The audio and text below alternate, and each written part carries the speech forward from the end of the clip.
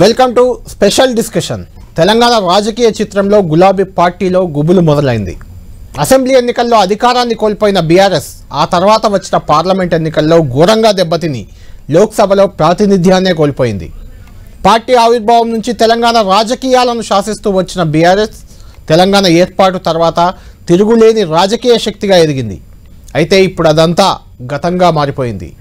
ఈ పరిస్థితికి కారణం ఏంటి? స్వయంకృతాపరాధమా? రాజకీయ ప్రత్యర్థుల చాణక్యమా? తెలంగాణ రాష్ట్ర సాధనలో రాజకీయంగా ఎవరెస్టు శిఖరమంతా ఎదిగిన కేసీఆర్ కీర్తి ఒక్కసారిగా ఇలా పడిపోవడానికి కారణం ఏంటి? కారకులెవరు? ఈ ప్రశ్నకు సమాధానం చెప్పాలంటే ఓ 8 మంది ముఖ్య నేతల గురించి ప్రత్యేకంగా చెప్పుకోవాలి. భారతంలో పద్మవ్యూహంలా తెలంగాణ రాజకీయాల్లో కేసీఆర్ను అష్టదిగ్బంధం చేసిన ఆ 8 మంది రాజకీయ నేతలెవరు? ఆ 8 మందికి కేసీఆర్పై కోపం ఎందుకు? అప్పట్లో ఆ 8 మందిని టచ్ చేసి కేసీఆర్ తప్పు చేశారా? అదే ఇప్పుడు బీఆర్ఎస్కు శాపంగా మారిందా? ఇదే అంశాలపై చర్చిద్దాం. మనతో పాటు జాయిన్ అవుతున్నారు ప్రముఖ రాజకీయ విశ్లేషకులు ప్రొఫెసర్ నాగేశ్వర్ గారు. నాగేశ్వర్ గారు, కామన్గా రాజకీయాల్లో రాజకీయ పార్టీల మధ్య లేకుంటే అధికార ప్రతిపక్షాల మధ్య మాటల దాడి కానీ, విమర్శలు కానీ, ఆధిపత్య పోరాటం కానీ ఇవన్నీ సాగుతూ ఉంటాయి. అది సాధారణంగా జరిగే అంశమే. అయితే తెలంగాణ రాజకీయాల్లో మాత్రం ఒక విచిత్రమైన పరిస్థితి కనిపిస్తుంది. అందులో ప్రధానంగా చూస్తున్నాం, నిన్న ఈరోజు విచారణ కమిషన్లు, కాళేశ్వరం విచారణ కమిషన్ ఓవైపు, మరోవైపు విద్యుత్ కొనుగోళ్లలో అవకతవకలంటూ ఇంకో కమిషన్, ఇంకోవైపు న్యాయమూర్తులు కూడా బయటకు వచ్చి కామెంట్లు చేస్తున్నారు కేసీఆర్ తీరుపై, గత ప్రభుత్వ తీరుపై. ఇలాంటి వాతావరణం ఏర్పడింది. దీని వెనుక రాజకీయ పార్టీల ఎత్తుగడల కంటే కొంతమంది నాయకులు, 8 మంది, మనం పెట్టింది ఇక్కడ స్క్రీన్పై అష్టదిగ్బంధం అని పెట్టాం, 8 మంది నాయకులు కేసీఆర్ను టార్గెట్ చేసినట్లుగా కనిపిస్తుంది. దానికి ప్రధాన కారణాలు కూడా చాలా ఇంపార్టెంట్ కారణాలు ఉన్నాయి. ముందు ఆ 8 మంది ఎవరో ఒకసారి చూద్దాం. చూసిన తర్వాత అందులో ఏ మేరకు వాస్తవం ఉంది, ఆ 8 మంది టార్గెట్ వెనుక అనేది మీతో మాట్లాడతాను. ముందు స్క్రీన్పై కనిపిస్తుంది మనకు అష్టదిగ్బంధం. ఆ అష్టదిగ్బంధంలో కేసీఆర్ ఉన్నారు. పీసీఆర్ ఒకసారి అష్టదిగ్బంధం ఆ స్క్రీన్ చూపియండి. అది ఒకసారి.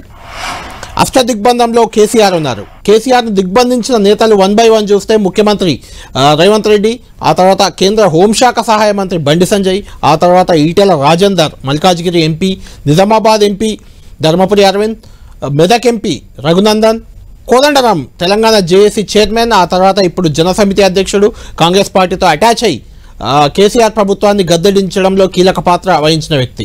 ఈ పక్కన కనిపిస్తున్న ఇద్దరు గతంలో 10 ఏళ్ల పాటు కూడా కేసీఆర్ వెన్నంటి నడిచిన, దాదాపు 10 ఏళ్ళు, పొంగులేటి శ్రీనివాసరెడ్డి, జూపల్లి కృష్ణారావు, వాళ్ళిద్దరు ఇప్పుడు రాష్ట్ర మంత్రులు. ఈ 8 మంది కేసీఆర్ని ఎందుకు టార్గెట్ చేశారు? ఈ 8 మందికి కేసీఆర్పై కోపం ఏంటి? అది 1 by 1 చూద్దాం. ముందు రేవంత్ రెడ్డి విషయానికి వెళ్దాం. రేవంత్ రెడ్డి తెలంగాణ ముఖ్యమంత్రి. కేసీఆర్ ప్రభుత్వ హయాంలో కేసుల పాలయ్యారు, కేసులు ఎదుర్కొన్నారు, జైలు పాలు కూడా అయ్యారు. కూతురు పెళ్లి సమయంలో కూడా అరెస్ట్ అయ్యారు. 2018లో కొడంగల్లో ఓటమిని ఛాలెంజ్గా తీసుకున్నారు సీఎం రేవంత్ రెడ్డి. అప్పుడు టార్గెట్ చేసి మరీ రేవంత్ రెడ్డిని అక్కడ బీఆర్ఎస్ ఓడించింది. రాష్ట్ర వ్యాప్తంగా పాదయాత్ర చేసి కాంగ్రెస్ను ఐక్యం చేసి కేసీఆర్ సర్కార్ను కూల్చిన నాయకుడు. ఆ తర్వాత సీఎం కూడా అయ్యారు. ఇప్పుడు సీఎంగా ఉన్నారు. సీఎంగా కేసీఆర్ను, ఆ పార్టీ నేతలను ముప్పు తిప్పలు రేవంత్ రెడ్డి పెడుతున్నారు, ఇప్పటికీ పెడుతున్నారు. అందులో ప్రధానంగా మనం చూస్తున్నాం, వరుస కేసులతో గులాబీ దళాన్ని ఉక్కిరిబిక్కిరి చేస్తున్నారు. అందులో ఫోన్ ట్యాపింగ్ కావచ్చు, కాళేశ్వరం వ్యవహారం, విద్యుత్ కొనుగోళ్లలో కుంభకోణాలు, వాటిపై విచారణ కమిషన్లు, ఆ కమిషన్లతో కేసీఆర్ను ఉచ్చు బిగిస్తున్నారు. దీనికి ప్రధాన కారణం గతంలో రేవంత్ రెడ్డిని బీఆర్ఎస్ పార్టీ టార్గెట్ చేయడమే. అదే ప్రధాన కారణమా? నాగేశ్వర్ గారితో మాట్లాడదాం. నాగేశ్వర్ గారు, అంటే వ్యక్తుల పంచాయతీగా మనము దీన్ని చూడకూడదు. ఈ 8 మంది నేతలతో కేసీఆర్కు ఉన్న రిలేషన్స్, కేసీఆర్కు ఉన్న ఈక్వేషన్స్ కూడా రాజకీయ ప్రక్రియలో భాగం. అవును, వాళ్ళ ఆ 8 మందికి కేసీఆర్కి ఏమో పొలం పంచాయతీ లేదు, గట్టి పంచాయతీ లేదు, వాళ్ళకేమి ఇద్దరు అప్పులు ఇచ్చుకొని తీసుకున్న పంచాయతీ లేదు కదా. అంటే పొలిటికల్ ప్రాసెస్లో కేసీఆర్ తీసుకున్న నిర్ణయాలు, కేసీఆర్ విధానాలు, కేసీఆర్ కేసీఆర్ ఎత్తుగడలు, వీటిలో ఈ 8 మందితో ఉండే ఈక్వేషన్స్ అంతే తప్ప ఇదేం పర్సనల్ లెవెల్ పంచాయతీ కాదు. అంటే నాగేశ్వర్ గారు, ఇక్కడ ఏంటంటే బీఆర్ఎస్ ఇప్పుడు మనకి ఇక్కడ 3 పార్టీలు కనిపిస్తున్నాయి. ఒకటి బీజేపీ, ఒకటి కాంగ్రెస్, మూడోది తెలంగాణ జనసమితి. అంటే ఇక్కడ 8 మందిని తీసుకోవడానికి ఆ 3 పార్టీల్లో చాలా మంది, లక్షల మంది, వేల మంది కూడా నాయకులు ఉంటారు, కార్యకర్తలు ఉంటారు. వాళ్ళందరికంటే ఎక్కువగా వీళ్ళంతా కేసీఆర్ని టార్గెట్ చేసినట్లయితే కనిపిస్తుంది.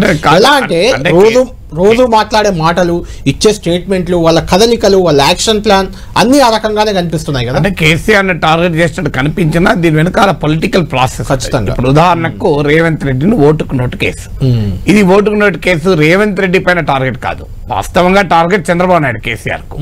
టార్గెట్ తెలంగాణలో తెలుగుదేశం పార్టీ లేకుండా చేయడం. ఎందుకు లేకుండా చేయడం అంటే తెలంగాణలో Telugu Desam party, YSR Congress party Telangana ఏర్పడ్డాక కంప్లీట్ గా విత్డ్రా చేసుకుంది. కానీ టీడీపీ విత్డ్రా చేసుకోకుండా తెలంగాణలో రాజకీయం నడిపి 2014లో 15 సీట్లు గెలుచుకుంది, 2018లో కూడా 2 సీట్లు గెలుచుకుంది. సో కేసీఆర్కి వచ్చిన అనుమానం ఏంటంటే ఎమ్మెల్సీ ఎన్నికల్లో తనను ఓడించి కేసీఆర్ను బలహీనపరిచి తన పార్టీని, ప్రభుత్వాన్ని అస్థిరపరుస్తుంది అని ఆయన భావించాడు. దానికి కౌంటర్ స్ట్రాటజీగా ఈ ఆపరేషన్ నడిపాడు.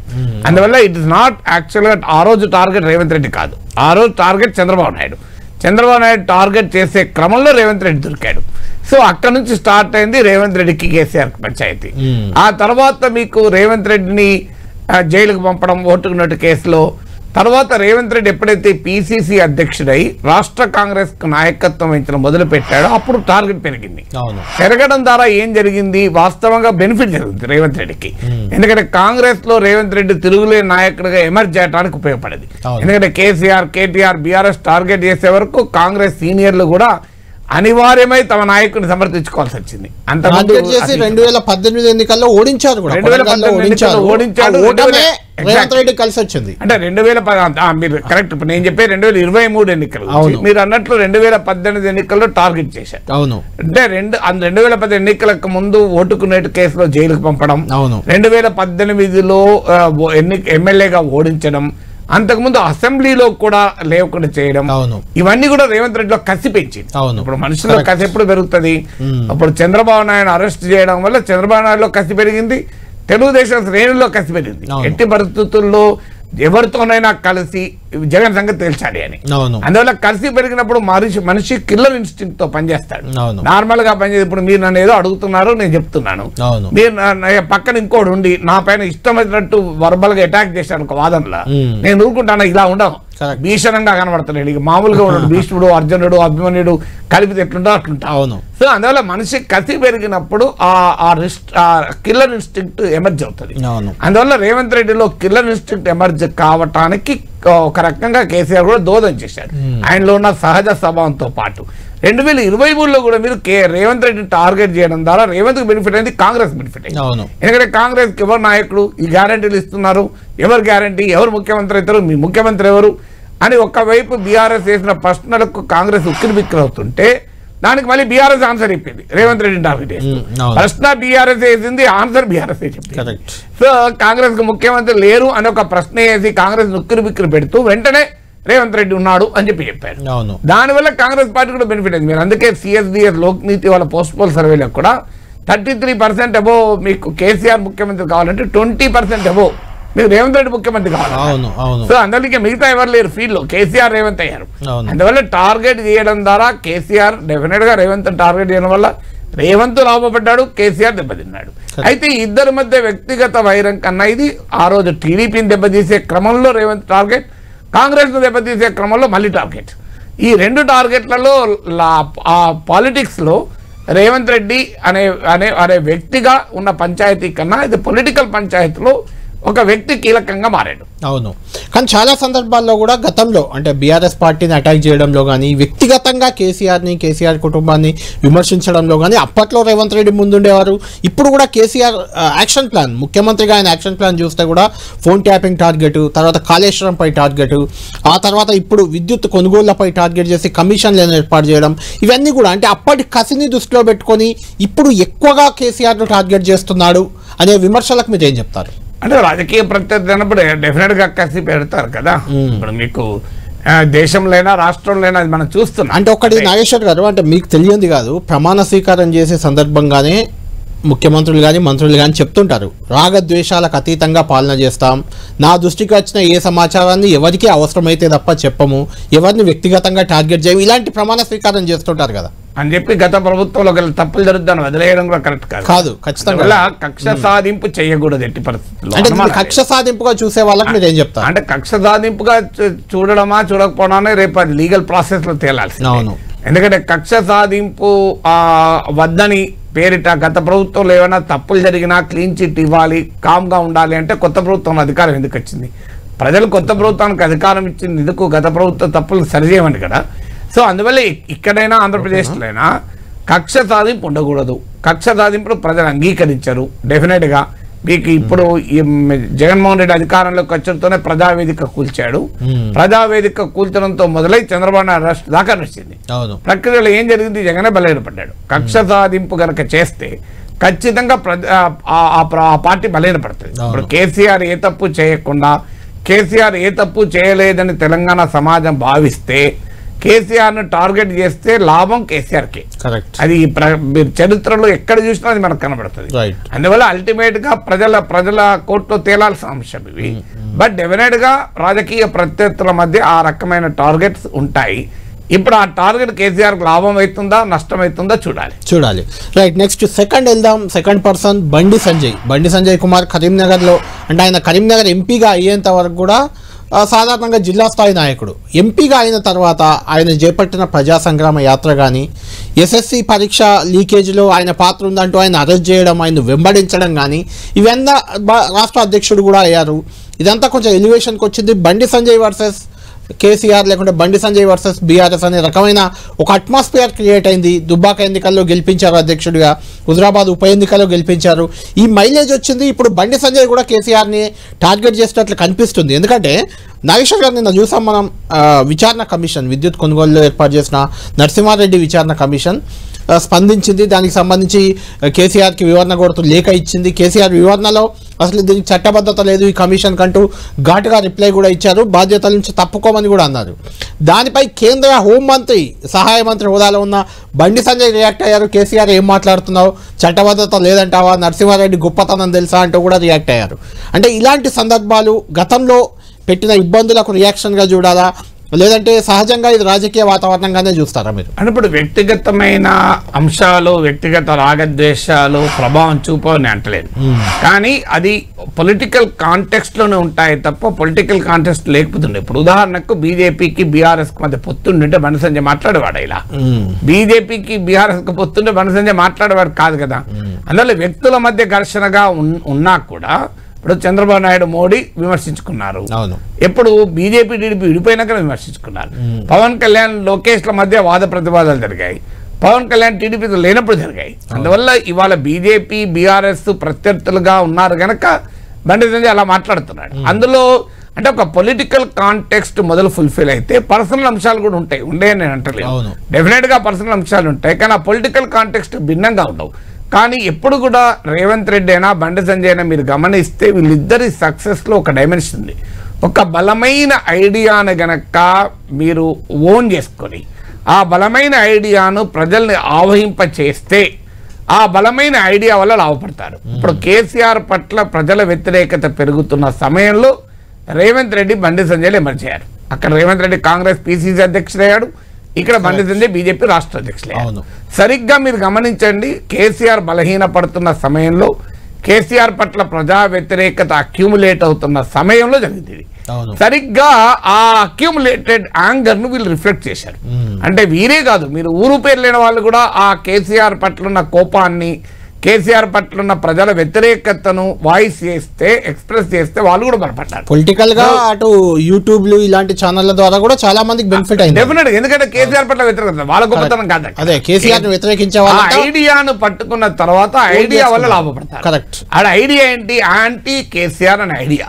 ఆ ఐడియాను మిలిటెంట్ గా, ఫియర్స్ గా రేవంత్ రెడ్డి, బండి సంజయ్లు రిఫ్లెక్ట్ చేశారు గనక వాళ్ళు లాభపడ్డారు, వాళ్ళ పార్టీలు లాభపడ్డాయి. ఇలా కాంగ్రెస్ పార్టీ అధికారంలోకి రాగలిగింది, బీజేపీకి ఆ ఓటింగ్ పెరిగింది, సీట్లు పెరిగాయంటే కారణం అది. సో యాంటీ కేసీఆర్ అనే ఐడియానే లేకపోతే వీళ్ళిద్దరూ ఎమర్జ్ కాలేకపోయారు, వీళ్ళు ఏం చేయలేకపోయారు. యాంటీ కేసీఆర్ ఐడియా ఉన్న ఇంత పవర్ఫుల్ గా వీళ్ళు రిఫ్లెక్ట్ చేయలేదు, చేయగలిగి ఉండకపోతే ఈ నాయకులు లేక వేరే నాయకులు రిఫ్లెక్ట్ చేస్తే నష్టపోయేవాళ్ళు. ఇప్పుడు మీకు అదే జరిగింది కదా, బీజేపీ బండి సంజయ్ డ్రాప్ చేసినాక ఏం జరిగింది మరి? బీజేపీ ఎందుకు పక్కా జరిపి కాంగ్రెస్ ముందుకు వచ్చింది.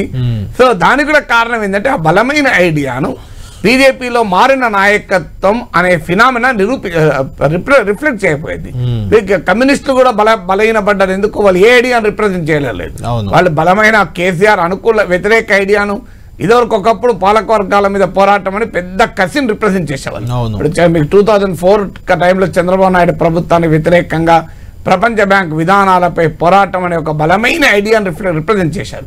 దానివల్ల అప్పుడు లెఫ్ట్ పెరిగింది.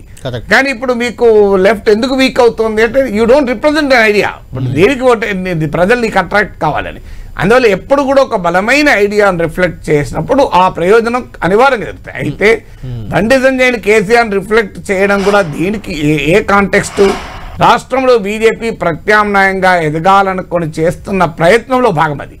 ఆ భాగం బండి సంజయ్కి ఉపయోగపడ్డది. వ్యక్తిగత రాగద్వేషం కన్నా కూడా బండి సంజయ్కి కేసీఆర్ అంతకుముందు వ్యక్తిగత పంచాయతీ లేదు కదా, పర్సనల్ పంచాయతీ ఏం లేదు. ఎప్పుడైతే బీజేపీ బీఆర్ఎస్ల మధ్య ఘర్షణలో బండి సంజయ్ ఇటువైపు నాయకత్వం వహిస్తున్నాడు, అటువైపు కేసీఆర్ ఉన్నాడు. అందుకే బండి సంజయ్ యాత్రల మీద నిర్బంధం, బండి సంజయ్ని ఆఫీసులో నిరాహార దీక్ష చేస్తే వెళ్ళి నిర్బంధం, కొన్ని ఎక్స్ట్రా యాక్షన్స్ కూడా మనిషి దెబ్బతీస్తాయి. ఇప్పుడు బండి సంజయ్ ఆయన ఆఫీసులో కూర్చొని నిరాహార దీక్ష చేస్తున్నాడు, ఇక ఏం కష్టం వచ్చింది? ఒక రోజు రాత్రి నిరాహార దీక్ష చేస్తే మనిషికేం ప్రమాదం ఉండదు.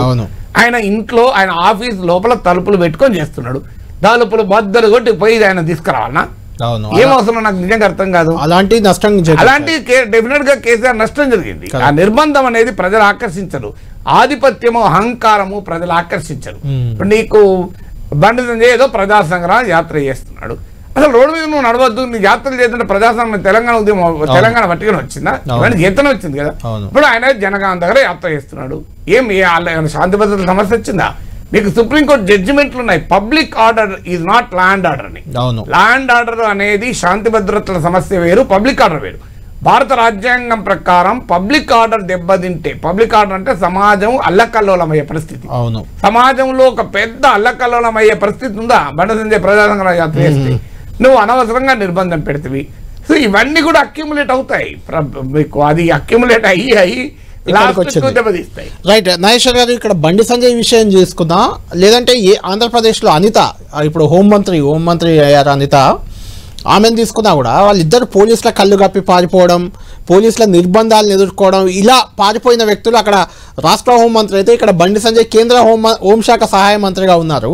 అంటే ఆ కసి, ఆ ద్వేషం ఏమైనా పెట్టుకొని కేసీఆర్పై విచారణలు కానీ ఇంకేం కానీ ప్రభుత్వాలపై అలాంటి వాటిని కొంత ఇనిషియేట్ తీసుకునే అవకాశం ఉంటుందంటారా? అదే అల్టిమేట్ గా మోడీ ప్రభుత్వ నిర్ణయం పైన ఉంటుంది కదా. అంటే మనకు బండి సంజయ్ ఇండిపెండెంట్ కాదు కదా. కాదు, ఇప్పుడు అమిత్ షా నిర్ణయం లేకుండా బండి సంజయ్ ఏం చేయలేదు, చంద్రబాబు నాయుడు నిర్ణయం లేకుండా అనిత ఏం చేయలేదు. అవును, మీకు అంటే కొంత కోయిన్సైడ్ అనిపిస్తుంది. ఇప్పుడు చిదంబరం హోమ్ మినిస్టర్ గా ఉన్నప్పుడు అమిత్ షా అరెస్ట్ అయ్యాడు, అవును, మళ్ళీ అమిత్ షా హోమ్ మినిస్టర్ అయ్యాడు. ఆ సందర్భంగా కొంచెం కంపేర్ చేశారు. వ్యక్తిగతంగా ఉండే డైమెన్షన్స్ ఉండకుండా ఉండవు. ఇప్పుడు personal relations, personal niceties, personal dimensions definite గా ప్రభావం చూపుతాయి.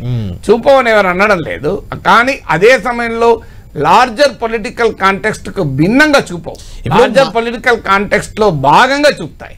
ఒక వ్యక్తి చేసిన తప్పుని మనకు అతనిపై పాజిటివ్నెస్ ఉన్నప్పుడు ఒకే తప్పుని చూపిస్తాం, అదే నెగిటివ్నెస్ ఉంటే ఎందుకంటే ఇంకెన్ని తప్పులు చేశాడని రంధ్రాన్వేషణ చేసి బయటకు తెచ్చే ప్రయత్నాలు జరుగుతాయి. అదొకటే కాకుండా పొలిటికల్, ఇప్పుడు ఉదాహరణకు బండి సంజయ్కి ఒక వ్యక్తికి ఒక పార్టీ మీద నాయకుడు కేసీఆర్ మీద కోపం ఉంది, ఆ బండి సంజయ్కే కేసీఆర్ మీద పర్సనల్ గా ఉందని అనుకుందాం. ఈయనకు లేకపోయినా రేవంత్ రెడ్డికి ఉండే అవకాశం ఉంది, ఎందుకంటే అరెస్ట్ చేశాడు. ఉన్నా కూడా అల్టిమేట్ గా కాంగ్రెస్ పార్టీ బీఆర్ఎస్ మధ్య మైత్రి ఉండుంటే రేవంత్ రెడ్డి ఏం చేయలేకపోయాడు కదా.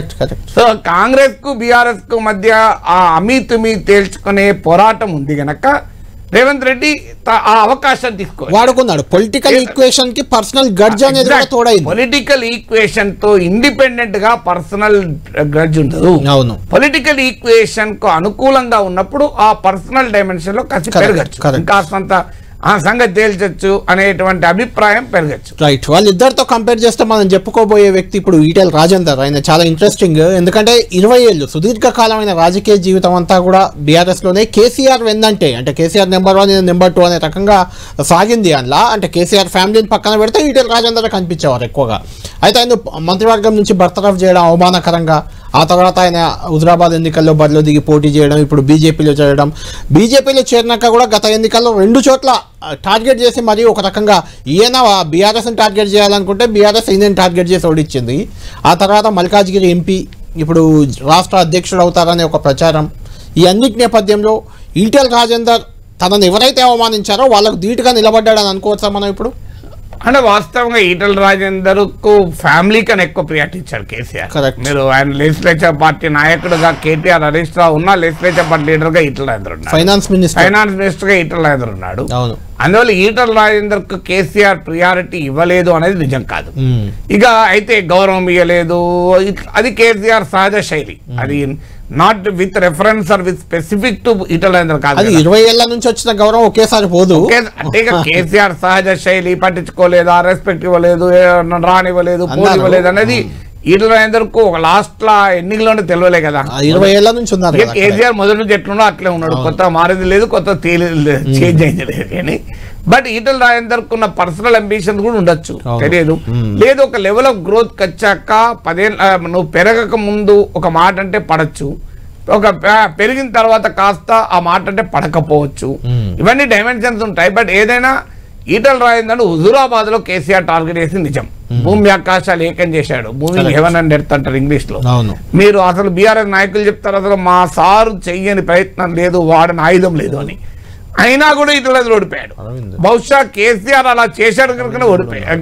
ఈటల గెలిచాడు, 25,000 మెజార్టీతో బై ఎలక్షన్ లో గెలిచాడు. కేసీఆర్ ఆ రకంగా ఉన్నాడు, అటాక్ చేశాడు కనుక ప్రజల్లో కూడా ఈటల రాజేందర్ పట్ల సింపతి వచ్చింది. రాజేందర్ను వెనకాల ఉంటారు. అంటే బలవంతుడు బలహీనుడు కొట్టుకుంటే సమాజ సహజ స్వభావం బలహీన పక్షాన్ని ఉంటుంది. సో అందువల్ల అక్కడ కేసీఆర్ బలవంతుడుగా కనబడ్డాడు, రాజేందర్ బలహీనుడు కనబడ్డాడు. కేసీఆర్ ఏమో దాడి చేసిన వ్యక్తిగా కనబడ్డాడు, రాజేందర్ బాధితుడుగా కనబడ్డాడు. అందువల్ల ప్రజలు రాజేందర్ వైపు ఉన్నారు. కానీ 2023లో టార్గెట్ చేశారని అనుకోను. ఎందుకంటే టార్గెట్ చేసే అవకాశము సమయము కేసీఆర్కి లేదు. ఎందుకంటే 2023లో 119 సీట్లు గెలవాలి, ఒక్క ఈటల టార్గెట్ చేసుకుని కూర్చోలేడు కదా. సో అందువల్ల ఉప ఎన్నికల్లో టార్గెట్ చేసిన మాట నిజం. 2023లో కేసీఆర్ టార్గెట్ తో సంబంధం లేకుండా ఓడిపోయాడు. ఎందుకంటే అక్కడ మారిన రాజకీయ పరిణామాలలో ఓడిపోయాడు తప్ప ఒక మాటలో చెప్పాలంటే కేసీఆర్ ని రాజేందర్ టార్గెట్ గజ్జలు కచ్చి టార్గెట్ వేసి పోటీ చేశాడు కనుక 2023లో రాజేందర్ ను ఓడించాలనే ప్రత్యేక లక్ష్యంతో కేసీఆర్ చేస్తారని అనుకోడు. కానీ ఉప ఎన్నికల్లో మాత్రం చేసిన మాట నిజం. దానికి ఆయన బీజేపీలో చేరి ఒక రకంగా కేసీఆర్ కు ప్రమాదంగా మారిన మాట కూడా నిజం. రైట్ నాగేశ్వర్ గారు, మరొక ఇప్పటి వరకు మనం చెప్పుకున్న 3 వ్యక్తులు డైరెక్ట్ కేసీఆర్ తోటే టార్గెట్ చేసి కేసీఆర్ తో టార్గెట్ గురై ఆ రకంగా రాజకీయం చేస్తున్న వ్యక్తులైతే ఇప్పుడు చెప్పే 2 వ్యక్తులు, ఒకరు ధర్మపురి అరవింద్ మనకు తెలుసు కేసీఆర్ కూతురు కవితని నిజామాబాద్ ఎంపీ స్థానంలో లోక్సభ స్థానంలో ఓడించారు. ఆ తర్వాత కవితకి అరవింద్కి మధ్య చాలా వ్యక్తిగతంగా కూడా దాడులు జరిగాయి. ఇంటిపైకి వెళ్ళి జాగృతి కార్యకర్తలు అరవింద్పై దాడి చేసిన సందర్భం మనం చూసాం. కవిత కూడా నువ్వు ఎక్కడుంటే అక్కడ వెంటబడి ఓడిస్తా అంటూ సవాల్ చేసిన పరిస్థితి కనిపించింది. కోరుట్ల అసెంబ్లీలో ఓడిపోయినా మళ్ళీ నిజామాబాద్లో గెలిచారు. ఆయన గెలిచే సమయానికి అసలు కవితనే బయట ప్రజా జీవనంలోనే లేని పరిస్థితి. అంటే అరవింద్ చాలా సందర్భాల్లో కూడా కేసీఆర్ కుటుంబాన్ని టార్గెట్ చేస్తూ వచ్చారు. ఇప్పుడు బీజేపీ అధికారంలో ఉంది, అరవింద్ కూడా చాలా కీలకమైన పాత్రలో ఉండబోతున్నారని ఒక చర్చ. అంటే మీరు అన్నట్లు ధర్మపురి అరవింద్మో అది స్టేట్ లెవెల్ పంచాయతీ కాదు, అది లోకల్ పంచాయతీ. అందువల్ల కవిత క్యాండిడేట్ కావడము, కవిత ప్రత్యర్థి అయినప్పుడు అరవింద్ ఏం చేస్తాడు, కవితను టార్గెట్ చేయక ఇంకెవరిని టార్గెట్ చేస్తాడు. సో అందువల్ల అరవింద్ పనిగట్టుకొని కవితను టార్గెట్ చేయాల్సిన అవసరం ఆయనకుందని అనుకోను. అక్కడ ఉన్న కాంటెక్స్ట్ లో కవిత అభ్యర్థి కనుక కవితను టార్గెట్ చేయకుండా అరవింద్ గెలవలేడు కనుక సో కవితను టార్గెట్ చేసిన మాట నిజం. కవిత కూడా తనను ఓడించాడు కనుక అరవింద్ పైన వ్యక్తిగతంగా లక్ష్యం ఉండవచ్చు. సో కానీ కవిత కూడా నేను ఓడిస్తానులే, నేను పోటీ చేసి ఓడిస్తానులే అనలేదు, నేను తిరిగి ఓడిస్తాను, పోటీ చేస్తా వెళ్ళి ఓడిస్తా. ఆమె తెలివిగా అన్నారు అన్నమాట.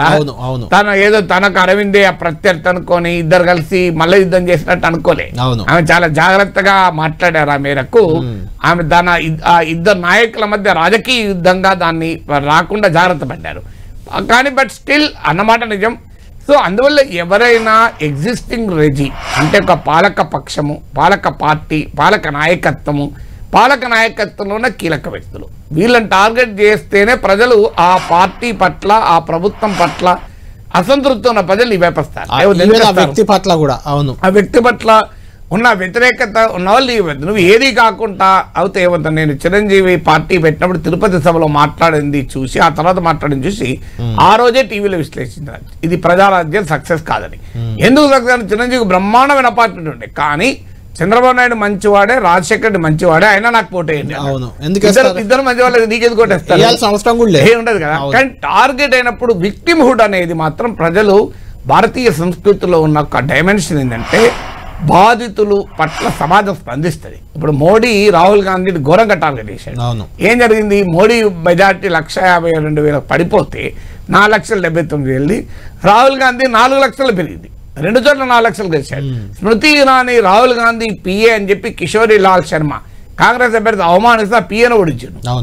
స్మృతి ఇరానీ అర్రగెన్స్ ను మన సమాజం అంగీకరించదు. మీరు జగన్ అనుభవం చూసినా, కేసీఆర్ అనుభవం చూసినా, మీకు మోడీ అనుభవం చూసినా అర్రగెన్స్ అహంకారాన్ని ప్రజలు అంగీకరించరు. ఇది నేను చెప్పడం కాదు, ఆర్ఎస్ఎస్ నాయకుడు ఇంద్రేష్ కుమార్ అన్న వ్యాఖ్యలు ఇప్పుడు 2 రోజుల నుంచి వివాదం అవుతోంది. ఆ రాముని భక్తి ఉన్న వారిని అహంకారం వల్ల రాముడు తగ్గించాడని చెప్పాడు. రాముడే 240కి మోడీని తగ్గించాడని చెప్పాడు. తర్వాత ఆయన విడ్రా చేసుకున్నాడు అది అన్నాడు కానీ, బట్ ఇది క్లియర్ అంటే భారతీయ సమాజము ఆధిపత్యవాదాన్ని అహంకారవాదాన్ని అంగీకరించారు. అందులో తెలంగాణ సమాజం అసలు ఒప్పుకోదు. ఏందిరో నీ పీకుడు ఏందిరో అన్న సమాజం. సో ఈ సమాజంలో ఉన్న రిబెలియస్ మెంటాలిటీ అసలు ఒప్పుకోదు. అవును, రైట్. ఇంకొక వ్యక్తి మనం ప్రత్యేకించి చెప్పుకోవాలి, ఆయన రఘునందన్ గతంలో ఎమ్మెల్యే టికెట్ ఇవ్వలేదనో లేకుంటే రాజకీయంగా ఎదుగుదల లేదనో మొత్తానికి బయటకు వచ్చిన తర్వాత దుబ్బాక ఉప ఎన్నికతోటే బీఆర్ఎస్కి పతనం ఒక రకంగా స్టార్ట్ అయిందని చెప్పొచ్చు అప్పటి నుంచి. ఆ తర్వాత మెదక్ ఖచ్చితంగా బీఆర్ఎస్ గెలుస్తుందన్న మెదక్లో కూడా రఘునందన్ బాగా వేశాడు. ఆయన అడ్వకేట్ కూడా కావడం ఇంకా కొంచెం అడ్వాంటేజ్గా మారుతుంది, ఎందుకంటే ప్రతి అంశం మీద ఈడీకి, సిబిఐకి, కేంద్రంలో బీజేపీ అధికారంలో ఉంది కాబట్టి లేఖలు రాయడం, వాళ్ళ విచారణ కోరడం, ఇట్లా రకరకాలుగా కేసీఆర్ని టార్గెట్ చేస్తున్న వ్యక్తిగా రఘునందన్ మనం చూడొచ్చా? అంటే రఘునందన్ కు పంచాయతీ కేసీఆర్ తో కాదు, అందరికి తెలిసేది హరీష్ రావుతో పంచాయతీ. అవును, వాస్తవంగా కేసీఆర్ పట్ల కొంత సానుకూలత ఉన్న వ్యక్తి. అఫ్ కోర్స్ మీకు బీఆర్ఎస్ టార్గెట్ చేసే క్రమంలో కేసీఆర్ ను టార్గెట్ చేయొచ్చు, కానీ పర్సనల్ టార్గెట్ మాత్రం హరీష్ రావు. కారణం ఏంటంటే అది సొంత జిల్లాలో ఉన్న మెదక్ జిల్లాలోని ఈక్వేషన్స్ వల్ల రఘునందన్ రావు బీఆర్ఎస్ మెదక్ జిల్లా అధ్యక్షుడిగా ఉన్నప్పటి కాల పంచాయతీ. అఫ్ కోర్స్ ఆయనను బీఆర్ఎస్ లో టార్గెట్ చేయడం వల్ల కూడా ఆయనలో కసి పెరిగి ఉండొచ్చు. ఆ కిల్లర్ ఇన్స్టింక్ట్ పెరిగింది, బీజేపీలో చేరి దుబ్బాకలో పెద్ద ఎత్తున బీజేపీ రంగంలో దిగింది. అయితే రఘునందన్ రావు బీఆర్ఎస్ కేసీఆర్ కాదు, బీజేపీలో వచ్చి కూడా చాలా మంది టార్గెట్ చేస్తారు. అసలు ఇక్కడ బండి సంజయ్ టార్గెట్ చేశారన్న విమర్శలు వచ్చాయి.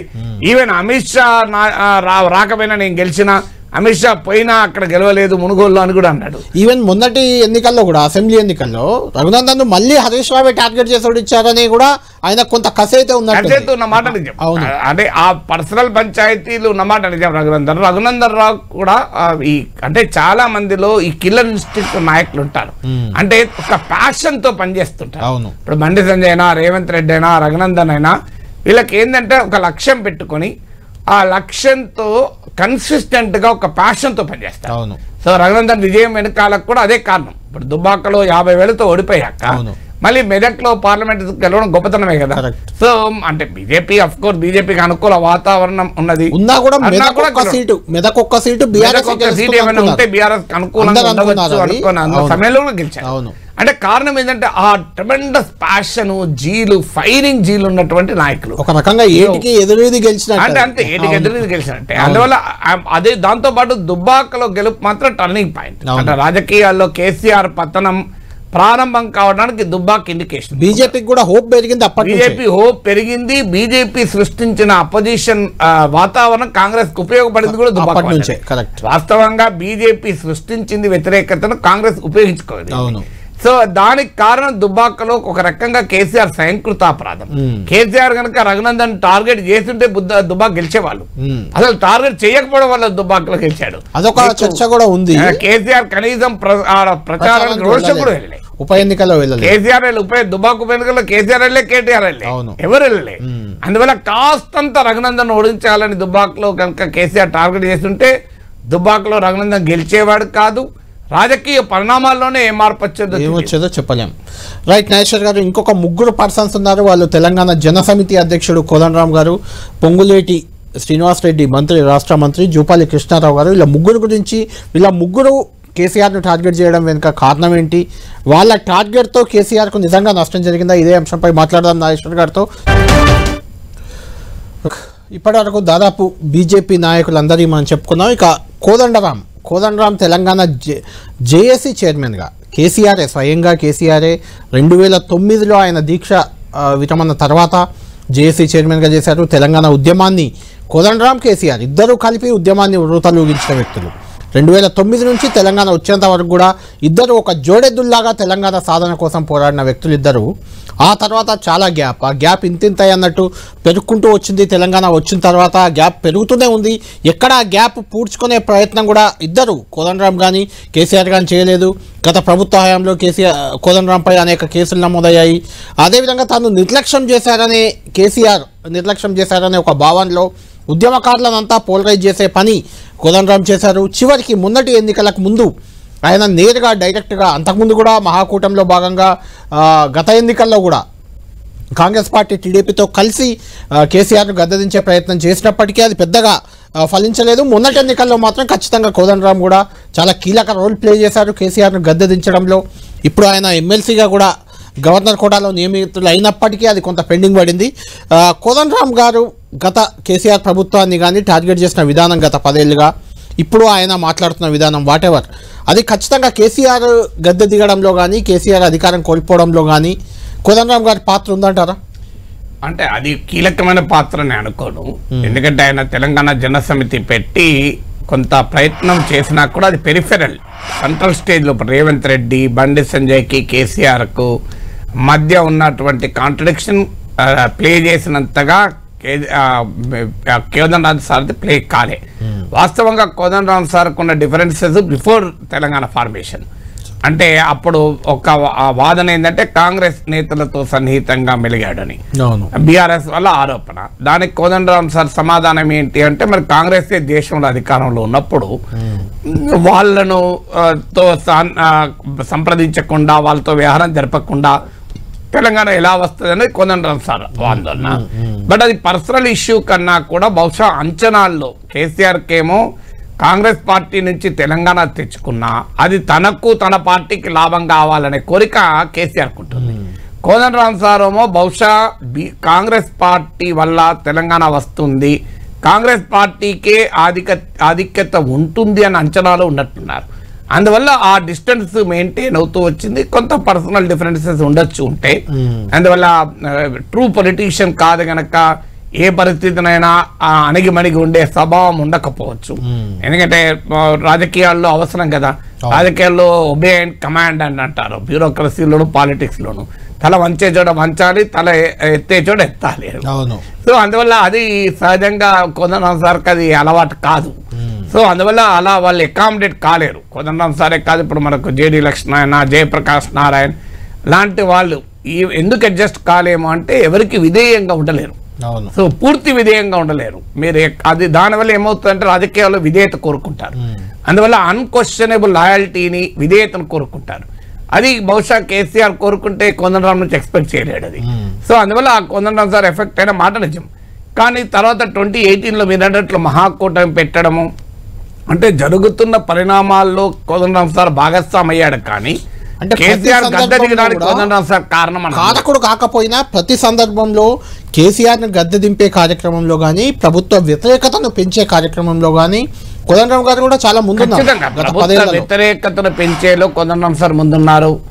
తెలంగాణ ఉద్యమము అంతా కేసీఆర్ ఓన్ చేయడాన్ని ప్రశ్నించగలిగాడు. అంటే కేసీఆర్ కు ఒక sole ownership of Telangana movement రాకుండా ఉండడానికి కోదండరాం సింబల్ అయ్యారు. సో ఈవెన్ ఇవాళ రేవంత్ రెడ్డికి కూడా కోదండరాం గౌరవం ఇవ్వడం కూడా అందులో భాగమే.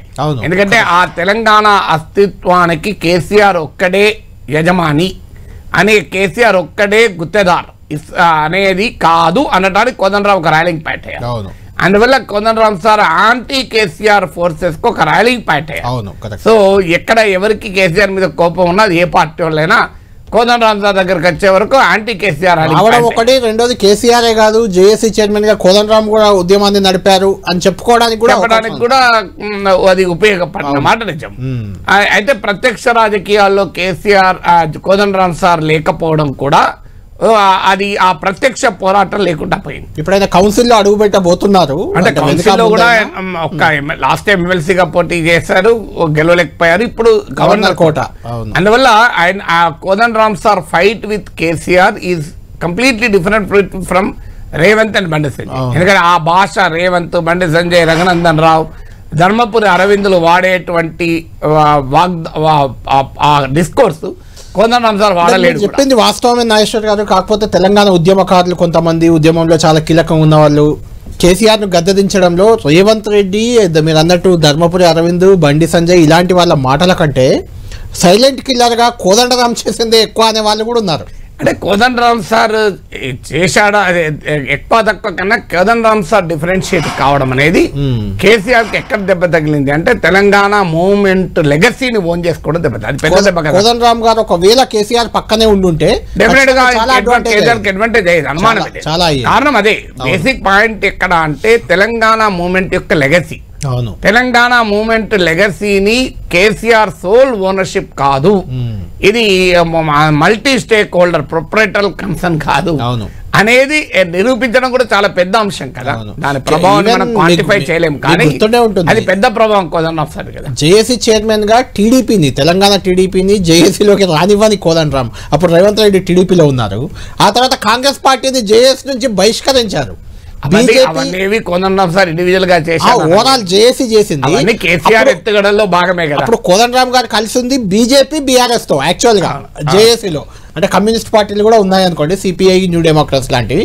కానీ ఇప్పుడు వాళ్ళకు వ్యతిరేకంగా పోరాడాల్సిన పరిస్థితిలో కోదండరామ్ గారు పోరాడుతున్నారు. అంటే ఇప్పటికీ కూడా కోదండరామ్ సార్ బీజేపీకి వ్యతిరేకంగా పెద్ద పోరాటం, కాంగ్రెస్ లో అలయన్స్ అయి ఉన్నారు. కాంగ్రెస్ తో అలై ఉన్నా కూడా ఆయన టార్గెట్ కేసీఆర్.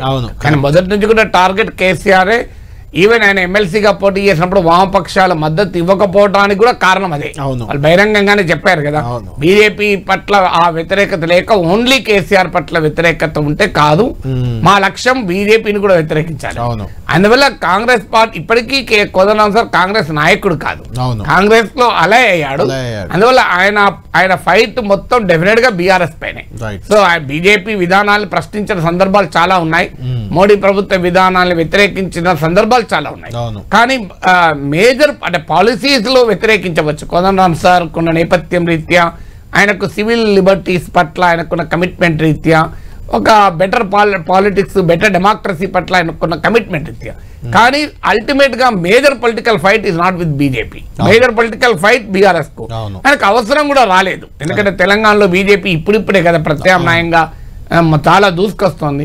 అప్పటిదాకా ఆయన వ్యతిరేకించిన కేసీఆర్ ను వ్యతిరేకిస్తూ బీజేపీ స్ట్రగుల్ చేసినప్పుడు బీజేపీని వ్యతిరేకించాలన్న అవసరం కూడా కోదండరామ్ సార్ రాలేదు.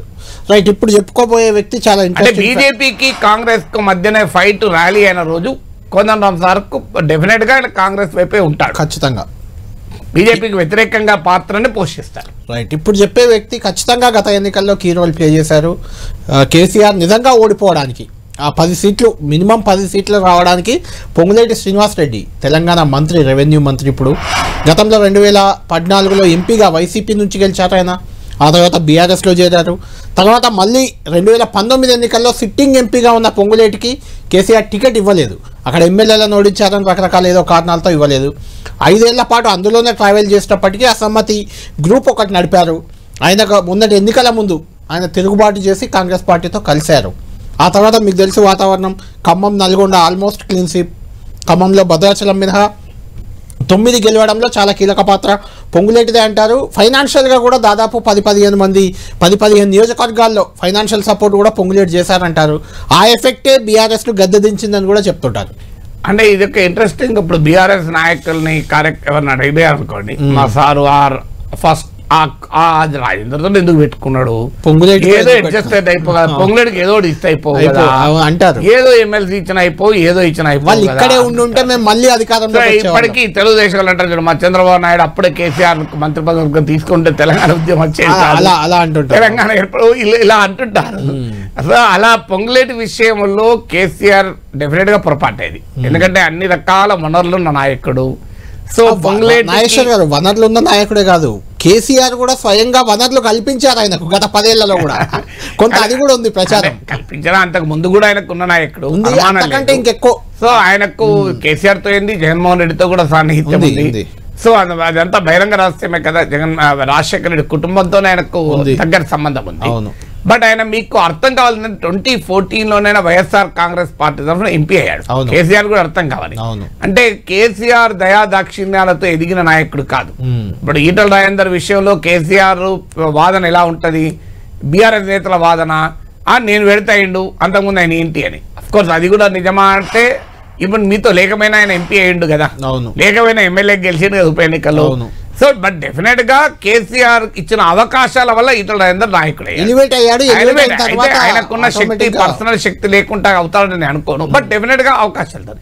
పొంగులేటి విషయంలో అలా కాదు.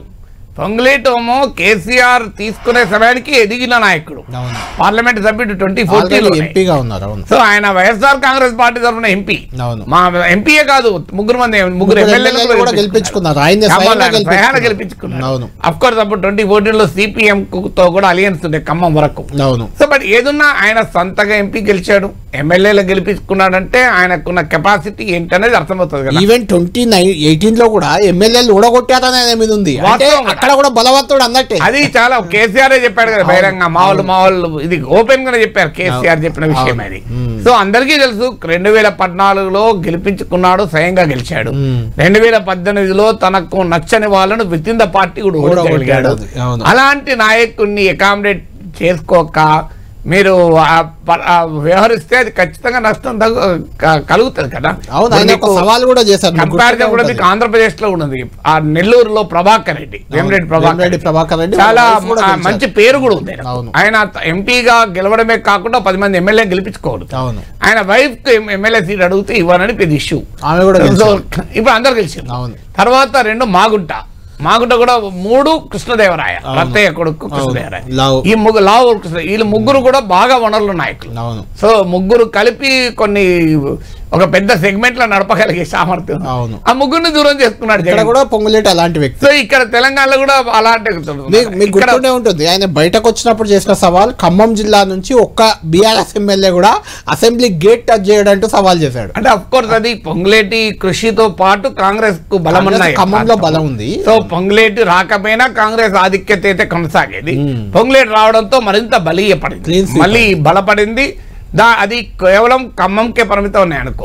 తెలంగాణలో కూడా పొంగులేటి రాజకీయ ప్రాబల్యం అన్నిటికన్నా మించి ఒక నరేటివ్ బీజేపీ నుంచి కాంగ్రెస్ కి షిఫ్ట్ అయ్యడానికి ఉపయోగపడేది. ఇక్కడ బీఆర్ఎస్ కన్నా మీరు ఆ రోజుల్లో వారాల తరబడి పొంగులేటి చూపెళ్ళి తిరుపతి వెంకట కౌలు లాగా. సో జంట కౌలు పొంగులేటి చూపెళ్ళి. సో పొంగులేటి చూపెళ్ళి కనుక బీజేపీకి పోయి ఉంటే పర్సెప్షన్ కాంగ్రెస్ కు డిసడ్వాంటేజ్ అయ్యేది. పర్సెప్షన్ అడ్వాంటేజ్ కావడంలో కీలక పాత్ర పోయింది. అంటే అప్పటికే బండి సంజయ్ని మార్చడము, ఈ కవిత అరెస్ట్ కాకపోవడము, ఈ ప్రక్రియలో ఈటల రాజేందర్ బీజేపీలో చేరి పొంగులేటి చూపల్లి ప్రయత్నించినా వీళ్ళు పోకపోవడం. ఈటలే చెప్పాడు కదా, నవటెల్ హోటల్ ఓపెన్ నన్నే రమ్మంటున్నారు. పొంగులేటి ఇంటికి స్వయంగా వెళ్ళారు. మీరు చిట్ చాట్ లో నవటెల్లో మాట్లాడుతూ బీజేపీ సమావేశం అయిన రోజే అన్నాడు, సో నన్నే రమ్మంట. వాళ్ళను నేను రమ్మని బీజేపీలోకి రమ్మని నేను వాళ్ళ ఇంటికి వెళ్తే వాళ్ళు నన్నే రమ్మన్నారు. పొంగులేటి చూపెల్లి గనక కాంగ్రెస్ వైపు రావడము ఒక పబ్లిక్ పర్సెప్షన్, అంటే కాంగ్రెస్ పార్టీ వైపు మొగ్గు ఉంటుంది, కాంగ్రెస్ గెలుస్తోంది అన్న భావన కలగడానికి కూడా ఉపయోగపడింది. చాలా పెద్ద పర్సెప్షన్ అడ్వాంటేజ్. ఒకవేళ బీఆర్ఎస్ లో ఉంటే కూడా వాతావరణం మరోలా ఉండేది. బీఆర్ఎస్ ఉన్న వాతావరణం మరో ఉండేది, బీజేపీలో ఉన్న వాతావరణం ఉండేది. అంటే చిన్న చిన్న అంశాలే కావచ్చు, ఆ ఆప్టిక్స్ పర్సెప్షన్ చాలా బలంగా పనిచేస్తాయి. మీకు రాహుల్ గాంధీ పిలిచి ఖమ్మంలో పొంగులేటి మీటింగ్ పెట్టడము, బట్టి విక్రమార్క పాదయాత్ర అక్కడే కల్మినేట్ చేయడము, ఇవన్నీ కూడా మనకు డైమెన్షన్స్ గా కనబడతాయి కదా. అయితే పొంగులేటి బీజేపీలోకి పోకపోవడానికి కారణం ఖమ్మం జిల్లాలో బీజేపీ లేదా ఆయన ఓపెన్ కూడా చెప్పారు, అది బహిరంగానే చెప్పారు. అవును రైట్. ఇక ఫైనల్ గా ఫైనల్ వ్యక్తి జూపల్లి కృష్ణారావు, సుదీర్ఘ రాజకీయ జీవితం ఉన్న వ్యక్తి. ఆయన మంత్రి పదవికి కూడా రాజీనామా చేశాక అఫ్ కోర్స్ జిల్లా రాజకీయ విభేదాలు అవి కూడా కొంత కారణం ప్రచారం ఉన్నప్పటికీ రాజీనామా చేసి తెలంగాణ మూవ్మెంట్లోకి వచ్చారు. కేసీఆర్ సామాజిక వర్గమే, ఆయన మంత్రివర్గంలో కూడా పనిచేశారు. పంచాయతీరాజ్ కీలక శాఖ, పరిశ్రమల శాఖ నిర్వహించారు. ఒక్క ఓటమితో జూపల్లిని టోటల్గా పక్కన పెట్టేసింది బీఆర్ఎస్. దాంతో ఆయనలో కసి పెరిగింది. కొల్లాపూర్లో తన ఉనికి లేకుండా పోతుందనే ఒక ఆవేదన, దాంతో మున్సిపల్ ఎన్నికలు ఇండిపెండెంట్గా 11 మందిని జూపల్లి కృష్ణారావు గెలిపించుకుంటే అఫీషియల్ బీఆర్ఎస్ వాళ్ళు 9 మంది గెలిచారు అక్కడ. అంటే జూపల్లిని తక్కువ అంచనా వేశారు, ఎందుకంటే ఆయన కొద్దిగా లో ప్రొఫైల్ కనబడతాడు. మిగతా నాయకుల హడావుడి కాదు, హల్చల్ చేసి ఉండడు, కానీ ఎక్కడ నరకాలను అక్కడ నరకాలి. అంటే ఆయన స్వభావ రీత్యానే అలా కాదు. అవును, అందువల్ల ఆయన బాగా తక్కువ అంచనా వేసిన మాట నిజం. కానీ మనందరికీ తెలుసు ఉమ్మడి మహబూబ్నగర్ జిల్లాలో జూపల్లి కంటూ వర్గం ఉంది. జూపల్లికి అక్కడ విభేదాల్లో అనేక ఫ్యాక్టర్స్, అక్కడ ఫైనాన్షియల్ గా కొంత వీక్ ఉన్న 5 నియోజకవర్గాల్లో ప్రభావం చూపిన నేతగా అంటే డబ్బు ప్రభావం చూపకపోవచ్చు, కానీ రాజకీయ ప్రభావం చూపగలిగిన డబ్బు రాజకీయంగా ఖచ్చితంగా ఉమ్మడి మహబూబ్నగర్ జిల్లాలో ఆయన కొల్లాపూర్ కాన్స్టిట్యున్సీ దాటి కూడా ప్రభావం చూపగలరు. ఒకటి. రెండోది నాగేశ్వర్ గారు, గత ఎన్నికల్లో కూడా 2018 ఎన్నికల్లో జూపల్లిని ఓడించడానికి అటు పక్కన వనపర్తిలో ఉన్న నిరంజన్ రెడ్డి, ఇటు నాగర్ కర్నూలులో ఉన్న మధు జనార్దన్ రెడ్డి వాళ్ళిద్దరూ టార్గెట్ చేశారు. కాంగ్రెస్ పార్టీ అభ్యర్థికి వాళ్ళు మద్దతు ఇచ్చారు, డబ్బులు ఇచ్చారు. ఇలాంటి విమర్శలు కూడా కొన్ని వచ్చాయి. దాంతో పాటు కేసీఆర్ ఏంటంటే కాంగ్రెస్ దెబ్బతీసే క్రమంలో తీసుకొచ్చుకున్న నాయకుల వల్ల వచ్చిన సమస్యలు జూపల్లి ఒకటి, పట్నం మహేందర్ రెడ్డి ఒకటి, ఈవెన్ తుమ్మల నాగేశ్వరరావు ఒకటి, వీళ్ళందరినీ అక్కడ నుంచి వీళ్ళందరూ ఎందుకు కేసీఆర్ మీద కోపానికి వచ్చారు. అఫ్కోర్స్ మధ్యలో పట్నం మహేందర్ రెడ్డి అసెంబ్లీ ఎన్నికలప్పుడు అడ్జస్ట్ అయ్యాడు మంత్రి పదవి, కానీ మళ్ళీ ఏ సమయంలో దెబ్బ కొట్టాలో అదంలో బయటకు వచ్చాడు కదా. అంటే మహేందర్ రెడ్డికి ఎమ్మెల్సీ ఇచ్చారు, కానీ తుమ్మలని జూపల్లిని టోటల్ మహేందర్ రెడ్డి ఎమ్మెల్సీ ఇచ్చారు, మంత్రి పదవి కూడా ఇచ్చారు. అంటే కానీ అంటే అల్టిమేట్ గా కాంగ్రెస్ పార్టీని టీడీపీని దెబ్బతీస్తున్న క్రమంలో స్థానికంగా ఉన్న తమ నాయకులకి విశ్వాసంలోకి తీసుకొని వారిని ఒప్పించో, వారికి ప్రత్యామ్నాయంగా ఏదైనా ఏర్పాటు చేసో వారికి ఇబ్బంది కలగకుండా ఉండాలి అనేటువంటి రాజకీయం చేయలే. కారణం ఏంటంటే నాకేమవుతుంది, నా కేసీఆర్ దెబ్బతిన్నది అక్కడే. ఈ జూపల్లులు పొంగులేట్లు వీళ్ళు కాదు, నన్ను చూసోడెత్తారు పబ్లిక్, వీళ్ళంతా ఏంటి మధ్యలో, సో ఈ గోలేంది అనే టెండెన్సీ. అంటే నన్ను చూసోడేస్తారు అనుకున్నారు, ఓడిపోయడం వరకు వచ్చే వరకు నాది కాదు, మళ్ళీ ఎమ్మెల్యేలు తప్ప అంటే ఎట్లా గెలవడం, ఓడిపోవడానికి ఎమ్మెల్యేలు తప్పు ఉన్నప్పుడు గెలవడానికి కూడా ఎమ్మెల్యేల పాత్ర ఉంటుంది కదా. సో అక్కడ దెబ్బతిన్న అంశం అంటే తనను చూసి ఓటేస్తారు, స్థానికంగా ఎంత బలమైన నేతలైనా ఇబ్బంది లేదు అనుకునే వైఖరి మీకు జగన్ ఆంధ్రప్రదేశ్ లో దెబ్బతీసింది, తెలంగాణలో కేసీఆర్ దెబ్బతీసింది, ఈవెన్ మోడీని కూడా దెబ్బతీసింది దేశంలో. అంటే ఒక వ్యక్తి తనను మించినో లేడు, వ్యవస్థ కంటే వ్యక్తే ఇంపార్టెంట్. పార్టీ కన్నా, వ్యవస్థ కన్నా, యంత్రాంగం కన్నా, స్థానిక నేతల కన్నా ఆ వ్యక్తి ఎక్కువ అన్నమాట నిజం మన రాజకీయాల్లో. కానీ అవి లేవి లేకుండా వ్యక్తే చేయగలనుకున్న పొరపాటు. కరెక్ట్. అది వ్యక్తికి డెఫినెట్ గా మన భారత రాజకీయాలు మార్పు చెందాయి, వ్యక్తి చుట్టూ తిరుగుతున్నాయి. కానీ వ్యక్తి ఆ వ్యవస్థ లేకుండా నేను చేయగలను అనుకోని భ్రమల్లో ఉంటే కేసీఆర్ జగన్ మోడీలో జరిగిందే జరుగుతుంది. అందువల్ల డెఫినెట్ గా జూపల్లి విషయంలో ఆ పొంగులేటితో కలవడం వల్ల ఇంకెక్కువ ఎఫెక్ట్ పడింది. ఒక్క ఓన్లీ జూపల్లి ఉంటే ఇంత ఎఫెక్ట్ ఉండేది కాదు. సో ఒకసారి పొంగులేటి జూపల్లి అనే వరకు ఇంకెక్కువ అటాక్ అయింది. అవును, రైట్. నాగేశ్వర్ గారు, ఫైనల్గా అంటే ఇన్ జనరల్గా అధికార పక్షాన్ని ఢీకొట్టేందుకు విపక్షాలన్నీ ఏకమవుతుంటాయి సాధారణంగా ఇన్ జనరల్, ఎందుకంటే ప్రభుత్వ వ్యతిరేకత లేకుంటే ప్రజల పక్షాన పోరాటాలు అలా ఉంటుంది. కానీ ఇక్కడ వాతావరణం, ఈ అష్టదిగ్బంధం చూసినా, తెలంగాణలో రాజకీయ వాతావరణం చూసినా కేసీఆర్ ఒక్కరిని టార్గెట్ చేస్తూ BJP, Congress, Telangana Jana Samithi, CPI, CPM ఇలా అంటే అధికార పక్షంతో కలిసి ఉన్నాయన్నీ ఏకమయ్యాయి. దీని నుంచి కేసీఆర్ ఎలా బయటపడే అవకాశం ఉందా? మీకేం కనిపిస్తుంది? తెలంగాణ రాజకీయం ఎలా ఉండబోతుంది? కేసీఆర్ పైన పర్సనల్ గా ఏకమవడం కాదు. ఇప్పుడు కేసీఆర్ 10 ఏళ్ళ అధికారంలో ఉన్నప్పుడు ప్రత్యర్థులంతా ఏకమవుతారు కదా. అవును. ఇప్పుడు మీరు ఆంధ్రప్రదేశ్ లో జగన్ కు వ్యతిరేకంగా టీడీపీ, జనసేన, బీజేపీ ఏకం కాలేదా? అవును. సో అందువల్ల ఆటోమేటిక్ గా అధికారంలో ఒక పార్టీ ఉన్నప్పుడు, ఆ పార్టీ ఏకఛత్రాధిపత్యంగా ప్రవర్తించినప్పుడు, ఆ పార్టీ నాయకుడు తాను తిరుగులేని చక్రవర్తి అంటూ అశ్వమేధ యాగం చేస్తున్నప్పుడు అది ఎక్కడో కానీ ఎఫెక్ట్ అవుతుంది కదా. ఎందుకు అవుతుంది అంటే నువ్వు ఎవరిని టీడీపీని బతకనీయలే, కాంగ్రెస్ బతకనీయలే, సొంత పార్టీల క్రిటిక్స్ బతకనీయలే, సివిల్ సొసైటీ నుంచి వచ్చిన బతకనీయలే, ఎవరిని బతకలేదు వాళ్ళంతా ఏకంగా పోతే ఏం చేస్తారు? ఇప్పుడు ఏకమయ్యారు, గద్దె దించారు, కూడా టార్గెట్ చేస్తున్నారు. ఇప్పటికీ డెఫినెట్ గా ఒక పెద్ద ఛాలెంజ్ బీఆర్ఎస్ కు. ఆ ఛాలెంజ్ ఏంటంటే ప్రిన్సిపల్ అపోజిషన్ స్పేస్ లో బీఆర్ఎస్ లేకుండా అయితే అది చాలా ప్రమాదం. అది కాంగ్రెస్, బీజేపీ టార్గెట్ లో జరిగితే. ఎందుకంటే ఎప్పుడు కూడా ప్రిన్సిపల్ అపోజిషన్ స్పేస్ లో ఉంటే ప్రభుత్వం పట్ల అసంతృప్తి వచ్చినప్పుడు ఆటోమేటిక్గా లాభపడతారు. ఇప్పుడు బీజేపీ గతంలో లాభపడ్డది ఉప ఎన్నికల సమయంలో, తర్వాత కాంగ్రెస్ లాభపడ్డది. సింపుల్, మీకు సమ్మక్క సారక్క జాతరకు పోయే తోలో నువ్వు దుకాణం పెట్టుకుని కూర్చున్నావు అనుకో, ఇలా కాకపోయినా రేపు జాతర టైంలో ఏమైనా దుకాణాలు గిరాకీ ఫుల్ ఉంటుంది. అందువల్ల రాజకీయాల్లో కూడా జాతర ఎఫెక్ట్ ఉంటుంది ఎన్నడో ఒకసారి. అంటే ప్రభుత్వం పట్ల అసంతృప్తి బాగా పెరిగినప్పుడు జాతర ఎఫెక్ట్ వస్తుంది. ఆ జాతర ఎఫెక్ట్ ఏమవుతుందంటే అప్పుడు ఎవడు వ్యతిరేకంగా ఉంటే వాళ్ళు కొట్టేస్తారు. ఇప్పుడు కాంగ్రెస్ పార్టీకి ఎట్లా వచ్చింది అనుకో, 2 నెలల్లో మీకు అనూహ్యంగా కాంగ్రెస్ పార్టీ అసలు ఎక్కడ ఉంది అనే దశ. జిహెచ్ఎంసీ ఎన్నికల్లో 2 సీట్లు, ఉప ఎన్నికల్లో దిక్కులేని పరిస్థితి, అక్కడ నుంచి సడన్ గా ఫోర్స్ ఆఫ్ రికరింగ్ వచ్చేసింది కదా. అందువల్ల ఇప్పుడు బీఆర్ఎస్ ముందున్న ఛాలెంజ్ ఏంటంటే ఇలాంటి అష్టదిగ్బంధనాలు, నవదిగ్బంధనాలు పార్టీని ప్రధాన ప్రతిపక్ష స్పేస్ నుంచి పక్కకు తొలగించకుండా జాగ్రత్త పడాలి. రైట్, థ్యాంక్ యూ నాగేశ్వర్ గారు.